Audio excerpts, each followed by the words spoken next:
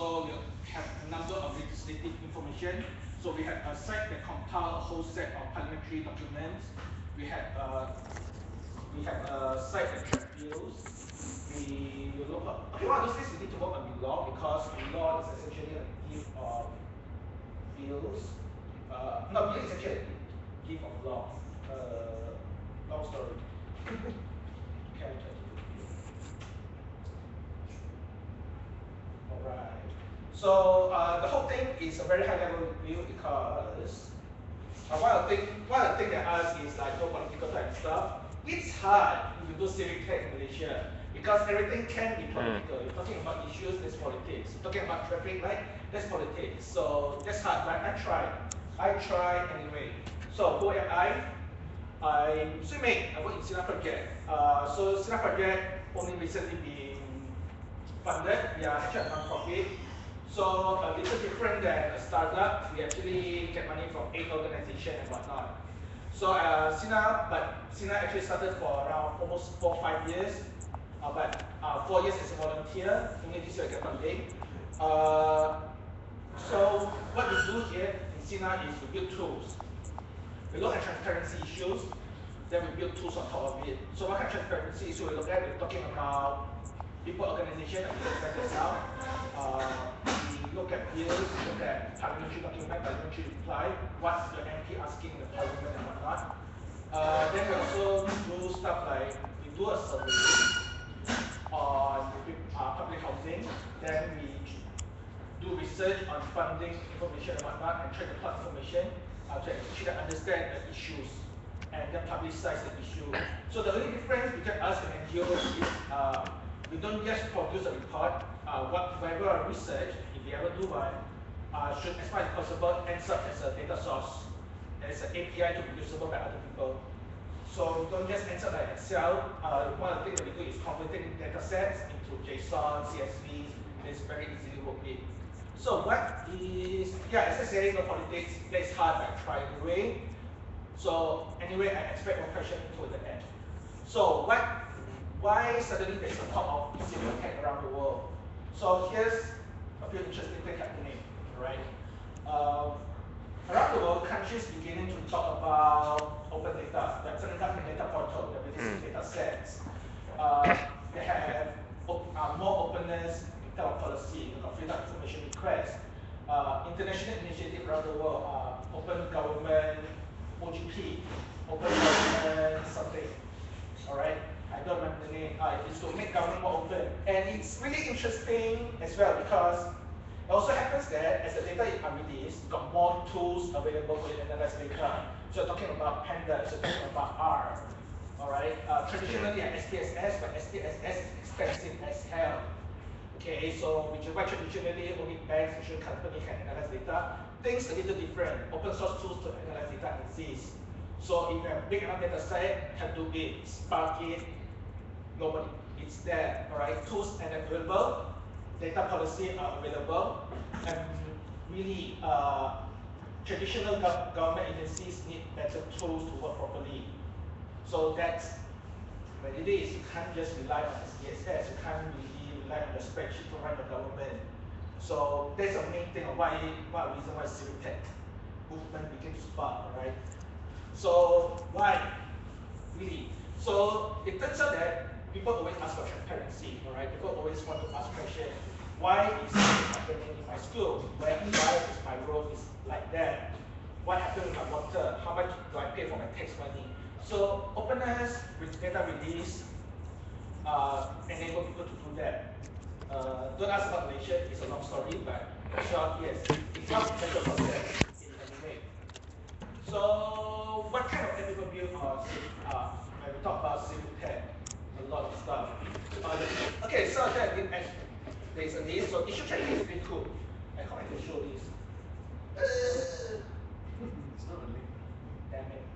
So issue tracking is one of the common thing around. Essentially, asking people like what happened to my housing, potholes, water. So this is actually one of Cyberjaya project, one group. It's actually a set that we actually collect all the issues. And if possible, we collaborate with the Majlis Pekerja Cyberjaya because that's the only town that we help with. know what issues that exist. So other type of app is legislative system. Is again is Sinar Project work. So talking about bills. So talking about laws that are created. So you can ask like, what's the newest law that exists? And it's also interesting because quite a number of organizations are formed by bills. So the Multimedia Super Corridor has their own bills. Then you have the Association of Geology, for example, that is part of the bills, etc. So bills is a big part of the legislative process and surprisingly important, even though it's very far away and you do not know why you learn this. So one of my favorite one is actually like Taiwan. So this is actually an animal. If you're interested in animal rights, then you really need to understand how it can apply to you. So everything is related, even though simple thing like animal rights. So other thing is you have, of course, you have Parliament Docs. Parliament Docs is where your MP asks a question, and then some of it ask very good question. How many rape cases in Malaysia? How many kids are asked to marry, etc. So again, small issues. Okay, this is a big one. So you can, I don't remember there's some small ones as well, but these are the key issue questions that people ask. Of course, outside Malaysia, you have this guy. This is one of my favorite project. OCD is again, it's a tracking system, but it's more flexible. Originally designed for disaster relief and finding people, but now it's used for all sorts of reasons. So it uses a mobile phone, then you can track different things. So what you can do with this, Penti, after a tsunami, they actually used to calculate damage, finding lost person, where's the disaster area and whatnot. So one of the stupid thing I really tried is to use this to find out where's the ATM around Kuala Lumpur. I kind of give up because I'm the only guy around. Maybe one day I need to go back. So let's go back, okay? So, okay, I'm going very fast. Anyone have a question? No? Alright. So, Civic Tech, awesome. I skipped a lot down here. I didn't realize the slide is so short. Put it this way. So, it's awesome, but government are the only one that will get involved. The answer is no. So there's a lot of good example. In the UK, my society is essentially like Sinar Project, but days before there is actually open data policy and open government. So what they do is the right scraper to ask questions. So what parliamentarians say, the right scraper, they format their own data set. So they do it on their own. Then you have, so some of the algorithm we use software called Sanskrit. Again, they build it before they search it as an open government policy. It's actually something simple that something small that they are trying to ask. Where is the pothole on my street? How many garbage around my housing area? So it will be equivalent in the UK. So it's from UK. So how people start to Civic Tech is really something issues they care about, and it can be something really small. It can be like garbage, housing area, water issue, or it can be even like things like school and whatnot. All right. So yes. So you identify issues, see how you can help, then see how it goes. Malaysia actually has an open data portal, FYI. They actually try to find use cases. So if you can get contact with them, show them that they actually do stuff, it's pretty cool. Not all data set is great. But some is high quality. I hope it's can be. But this is not exactly a good data set, for example. So it's not really that great, but it's there. So there's actually schoolies. Again, if you care about education, so look at the data set, ask questions, see whether you can use apps out of it. A lot of things are spreadsheets, so some of the easiest thing you can do is converting this data set into API. So it is useful. Enrollment. Okay, there's this cool data set in the school that I forget. I lost. Darn.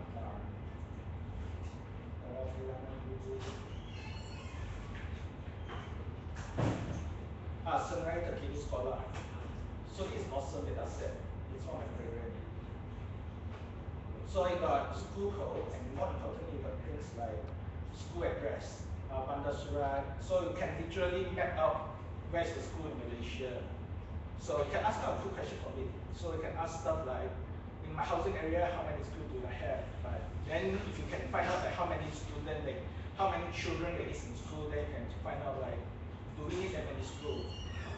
Or is there enough school in my place, for example? So you can ask about this kind of question. So what I advise you want to get to Civic Tech, you should actually look at the data portal. If you don't, you might have to scrape it.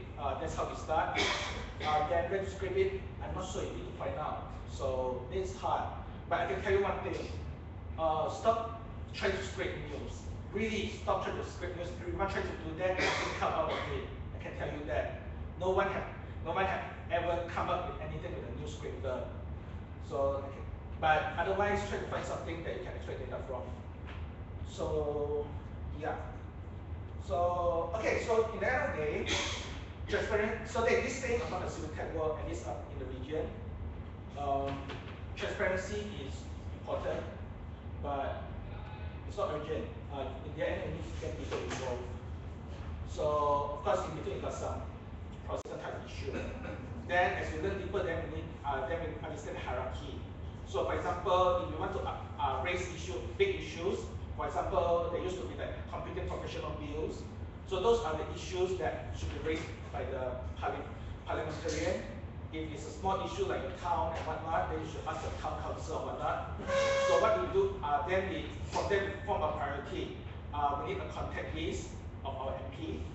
Then we want to find the contact list of our person or list to Bandaran, whoever in charge. Then we try to identify what we need from the data set. So one of the things that we might look at is further as we know that then we know for certain issue who would be interested, which MP are raising what type of questions. So those form our priority for some time.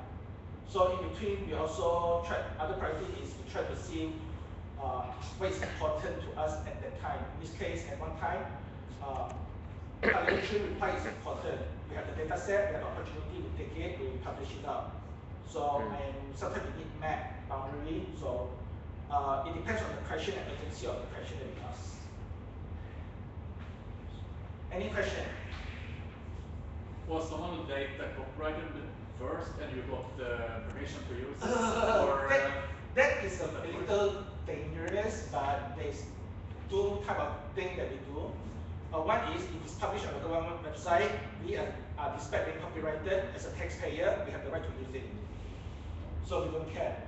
So that case. But if it's on a private organization, that gets complicated. So we try to respect that. But if it's a government agency, we as citizens have the right to use it. That is our opinion. So other question? All right. Yes. Have you guys done any like it's kind of hard to explain? All this data, how do you market or justify something? Who uses this data? Do you know? Okay. We don't look at that because a lot of it is internal usage, but we as an organization opening up for others to use. Occasionally, if people ask us and the goal align, then we expand a bit further. So a very good example again is our personal organization database. Originally, we're only interested in that. Then after we realized that we need boundary, we need issues and all that, then we expand it around it. As long as it's around of what we do, we can expand it, and it doesn't take too much effort, we will expand to that. But otherwise, it will be mostly internal use that we publish on. Yes. Okay, don't worry about whether the question is stupid or not. If it was the simplest thing you can ask anyway, I try my best to answer it. what is the proudest project that done by Sinar? Quite a number, because I think one of the more important thing that we actually have, part of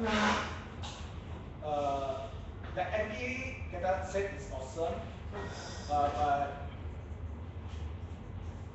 that actually allowed us to do something really cool, which I lost the site. So we lost the photo. Okay, I'm not logging on Facebook. It's on the Sinar Project Facebook group.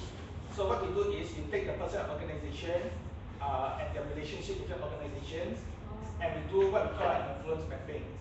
So what it means that for a certain issue, what is the relationship between the organization involved with other persons? But that one requires me to be logged in on Facebook. Let me know. Okay, let me see whether we have our site. There is a creative project. We have a number. Then of course we have the parliamentary project. This is very cool. To me, it's very cool because it's about what people are asking, what's the issue being raised, and you can ask questions like, does the issue they raise concern with our life? So what's the point of asking things like, apa langkah kerajaan memastikan supaya tanah sawah diperlukan atas jaminan keselamatan? Okay, does this question relevant? For example, this is a question. So you can see how many of such questions are being asked. So that's because what we actually want is we want to do stuff like, who is our MP in this area? But to know who is the MP, then we need to know what's the boundary of the MP take care of. Then from there, it's also a layer. So you've got the boundary of a parliamentary area, then you've got the Cyberjaya, then the state and whatnot. There's also a layer, so it's a full project. So I want to coordinate where which area I am. So this is called geocoding. Our geocoding tool. I think there's a lot, but I think there's a few cool ones. The person, influence, parliamentary document, and the map thingy, the boundary information. This is to me, it's the coolest project.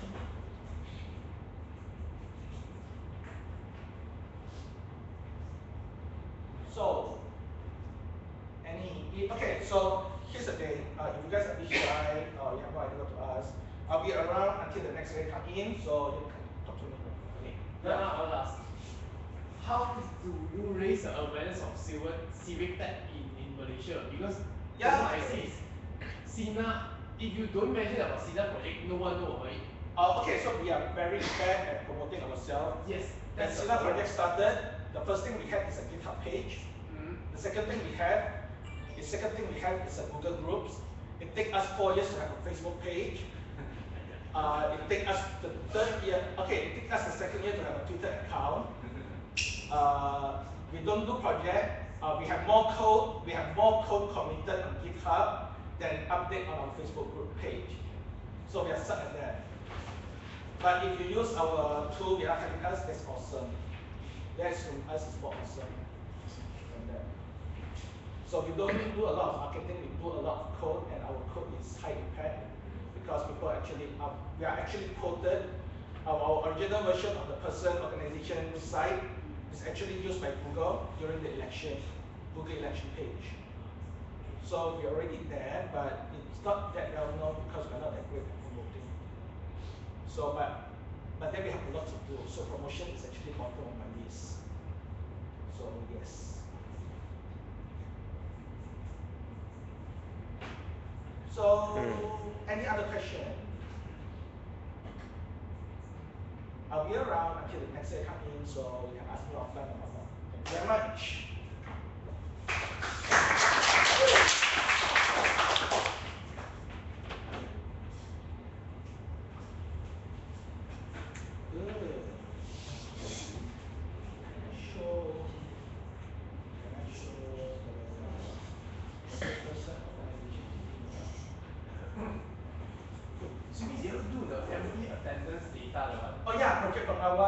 We stopped doing because it's hard to do. Project Pengawas require a lot of person to actually get into the parliament now.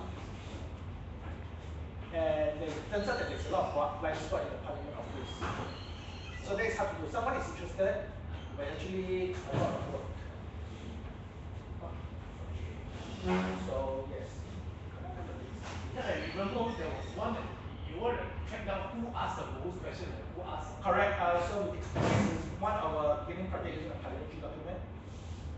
So, so this is one of those oral question. Yeah, because in chat it's all word and then you can't tell who asked how many who do a lot of questioning, who didn't answer at all. Yeah, so what happened is because we have the name and the person organizing database, we can actually link this person to our person and organization databases. So we can know who the person is and blah, blah, blah. So there's way to link that. So yeah, but we can keep track. This one of the project that we help other people use to do research. So we have quite a number of documents we actually create.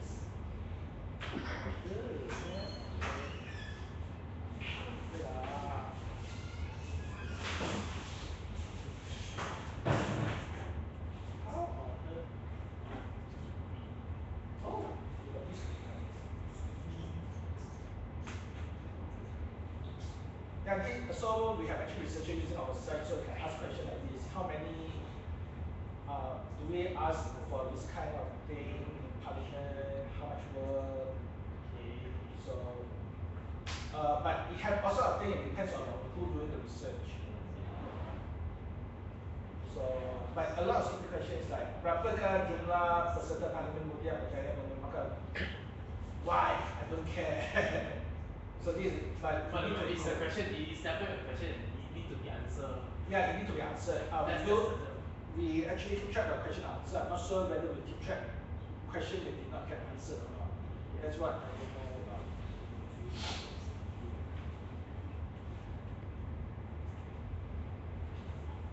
Oh yeah, by the way, I'm accepting volunteer. Volunteers. Yeah, I need someone to help maintain some of our project. So, oh yeah, I need to show block for one.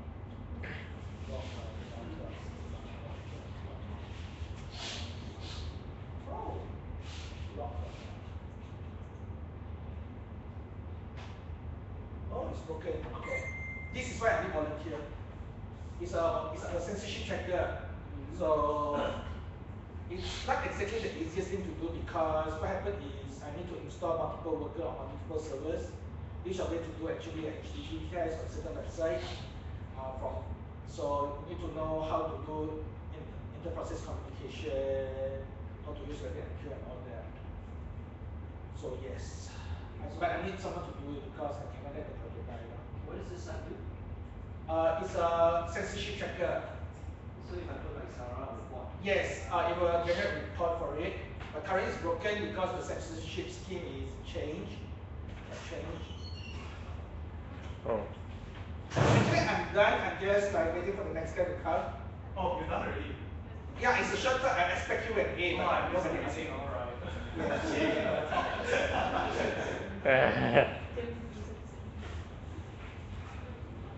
Oh yeah, yeah, check sinarproject.org if you want to find more. You can contact us if you want any help about us. Thank you.